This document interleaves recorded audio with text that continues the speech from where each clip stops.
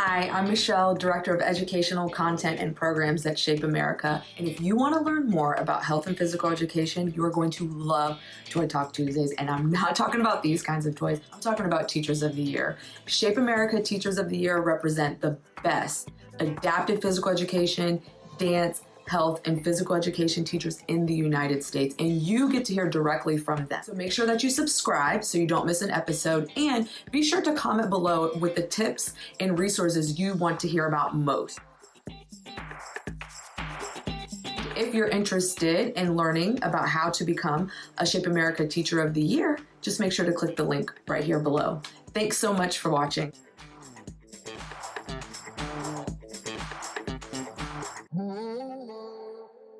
Welcome to Toy Talk Tuesday. My name is Julie Frank, and I'm the Executive Director of Spark, and I'm delighted to serve as today's host. Toy Talk Tuesday is a bi-weekly series of interviews about topics in health and physical education with Shape America's National and District Teachers of the Year.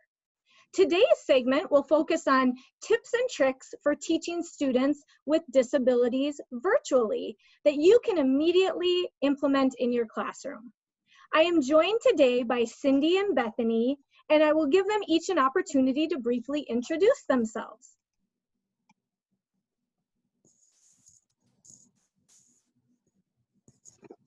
Hi, I'm Cindi Chase, and I'm the 2020 National and Western Adapted PE Teacher of the Year, and I teach at Vintage Hills Elementary in Pleasanton, California.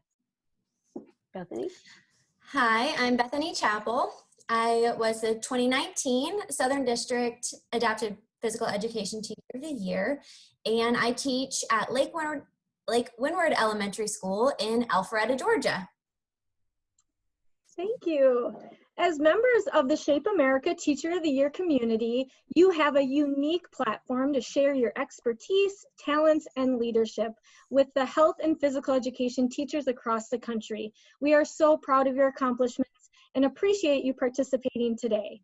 I'll now turn the program over to Cindi to kick us off. Thanks, Julie. Hi, my focus is on students with autism that are on the ASD, autism spectrum disorder. And my first tip is talking about format, and that's creating that consistency in routine and schedule, and really providing a visual reference for students to see and be able to follow, and that provides that structure too. Next slide.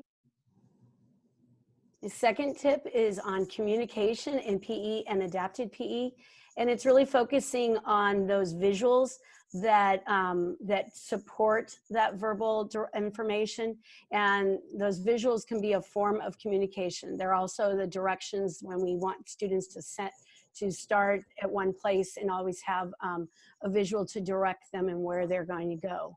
We need to remember that verbal directions are only temporary. So when we say something, it is gone. So we need to make sure that we have verbal support. And for students with ASD, it takes up to 15 seconds for them to process that verbal information. Next slide. Number 3 tip, my third tip, is finding ways to meet students where they're at. And really this starts with making connections before content, really focusing on that whole child, making sure that you know, those things that excite them, that maybe you engage in and place that in there. I have a student that's a big fan of Disney, and so I always make sure that she's able to pick a Disney song when it's her day to do that. And other ways to meet our students is using UDL, that Universal Design for Learning.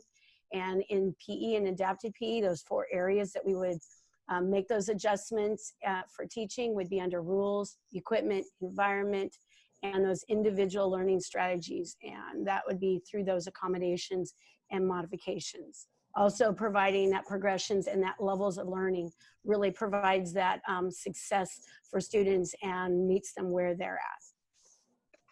Next slide. My 4th tip is to make sure to include fitness and yoga. These are great for all our students, but especially for our students with ASD. I find that they initially will avoid that fitness piece, but if we can find ways to connect with them and engage and make it fun and really provide levels for all students to find success. So if students at a level, you know, if we're trying a skill and they're at level 2 is making sure that they feel that they're being successful right there before they move on. In this virtual setting, or at least that's where we're at right now, those would you rather in interactive video games are really great examples for used in distant learning. Although I would caution that it is challenging with some of them that have a lot of visual, like they can become overwhelmed if there's a lot of options. So just keep that in mind. And then in yoga, really help developing those skills in mindfulness and breathing and that self-control. And just keeping it simple, the same moves and routine, and add on when students are ready. Next slide. My 5th tip is related to behavior, and that's really developing those prosocial skills.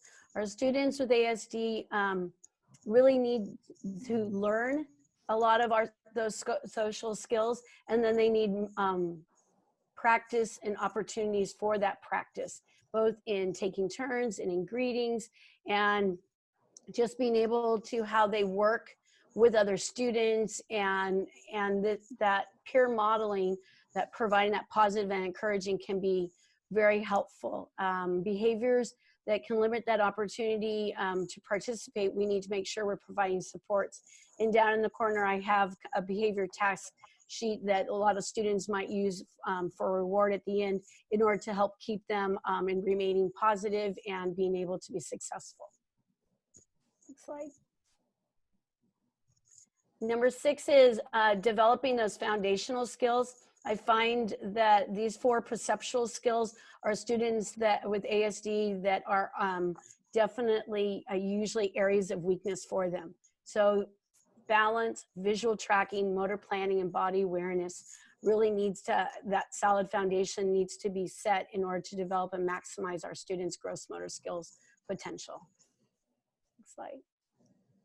And teaching and reaching all our students, especially students with ASD, using those different learning styles, that VAC, visual, auditory, and kinesthetic, and providing a sensory-rich environment, activating that proprioceptive and vestibular system. Thank you, and on to Bethany.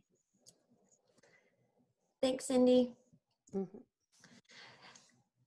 I'm gonna just show you what I've created for myself. It's really a tool for myself, learning template, because teaching virtually is difficult. It's so much harder than just teaching. You're worrying about looking at your students. Is the screen being displayed correctly? Is your mic on? Is their mic off or on? So that can be difficult. So what I did was create a learning menu. That way, when I'm going through my lesson, everything that I need is right there for me. So actually, before my warm-up slide, I always put an introduction slide. And it may something like, welcome to PE. I may have some music on the slide, and it may say the time that class starts. And that's the screen I share immediately when I log on to my class. And I leave that up until it's time for class to start. That way, the students on the other side of the screen know that class is getting ready without me, having to do all that work and be interactive before class time. It allows me to let kids into the class, make sure everyone's set up correctly. So you have that welcome slide. And then the next slide I go to is a warm-up slide. On my warm-up slide, I go ahead and just insert the video, if I can, automatically onto it. That way I'm not clicking between screens. And it also has my equipment included on that screen. And what that allows, because most of my students do have a parent or someone with them when they're learning virtually, it allows them to see that list while the student's doing the warm-up and go get any items that maybe they didn't get beforehand. The next slide after the warm-up is an introduction. What are we doing today? What's the lesson? Like Cindy said, visuals are so important, so I always include that visual on the screen. And I also put my standards and my I can statements.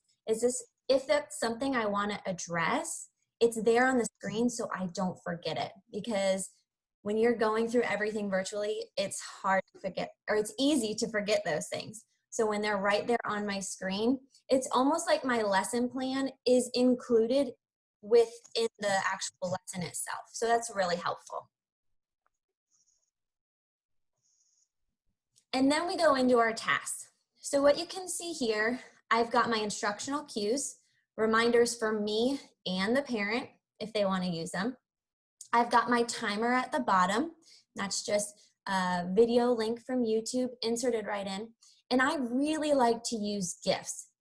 This allows me to pre-record or create the images beforehand, put them up there, and I can watch my students performing and give instruction and feedback without having to constantly show them what they're supposed to be doing during this time.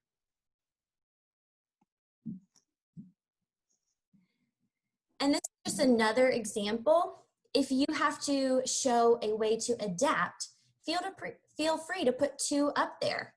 You know, this is option 1, this is option 2. That way, the student, with the support of whoever they have, can have the option of, you know, what's going to work best for their child. Again, I put those instructional cues and the timer. The timer is especially helpful for our students on the spectrum. And then last but not least, our cool down. So I insert, you know, my video or my image that we're going to do for the cool down. And if I do have an assignment, I put that on there as well. Again, that cue is really for me to remind the students and the parents what assignment they may have, even if it says no assignment. You know, it can be very difficult to remember everything you're supposed to be covering within your lesson. So having it right there on the screen as I'm going through the lesson is super helpful. Thank you both so very much. On behalf of Shape America and the Shape America Teacher of the Year Partner Network, thank you, Cindi and Bethany, for sharing these ready-to-use activities, tips, and tricks. Be sure to visit www.shapeamerica.org to check out our bi-weekly Toy Talk Tuesday segments for more great resources from our Shape America Teacher of the Year community. Watch at Shape_America, at SparkPhysEd, at Gopher Sport, at Welltrain_CO, and at GW Publisher to share ideas for future Toy Talk Tuesday topics and themes. And as always, any questions you may have for our Shape America Teachers of the Year. Have an active and healthy day.